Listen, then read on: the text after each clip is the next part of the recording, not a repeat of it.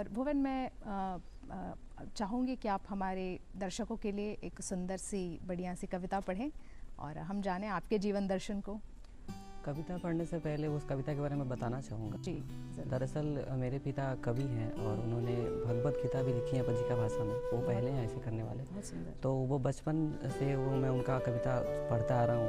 घर में रखा रहता था, मैं पढ़ता था और मुझे वहीं से प्रेरणा मिली। मतलब आपके पिताजी ने बज्जिका भाषा में भगवत गीता की रचना की? जी जी जी। क्या बात है, बहुत सुंदर। तो आज ये जो मैं आगे जो लाइन सुनाने वाला हूँ मैं उन्हीं को समर्पित करना चाहूँगा।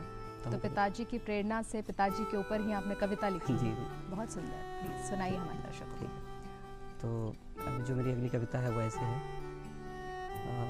बात अंदर है कभी मैं हिम्मत जुटाऊं, बात अंदर है कभी मैं हिम्मत जुटाऊं, जी भर के पापा को गले में लगाऊं। क्या बात है। बात अंदर है कभी मैं हिम्मत जुटाऊं, जी भर के पापा को गले में लगाऊं, साथ बैठूं करूं बातें बरसों बरस की, कुछ वो गाएं और कुछ मैं गुनगुनाऊं। मेरी पहचान वो मेरे भगवान वो है, मेरी पहचान मेरे भगवान वो है, उनकी सेवा करूं एहसास ये दिलाऊं, उनके होने से डरता नहीं मैं कहीं, उनके होने से डरता नहीं मैं कहीं भी, छू चढ़न उनके ये बात कह मैं पाऊं।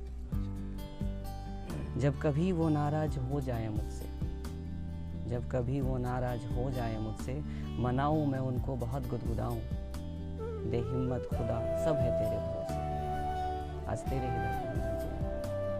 बहुत सुंदर, बहुत सुंदर। क्या बात है, क्या बात है। तो इतनी सुंदर कविता जो आपने पिताजी पर अपने सुनाई है, तो दर्शकों, माँओं पे तो कई बार कई सारी रचनाएं हुई हैं, कई सारी कविताएं लिखी गई हैं, लेकिन पापा के प्रति आप जो फील करते हैं और जिस तरह से आपने एक्सप्रेस किया है, तो मुझे लगता है आपने और भी लोगों को रास्ता दिखाया है जो अपने पापा को कभी बता नहीं पाते कि वो उनसे कितना प्यार करते हैं और वो उनके लिए प्रेरणा का कितना बड़ा स्रोत है।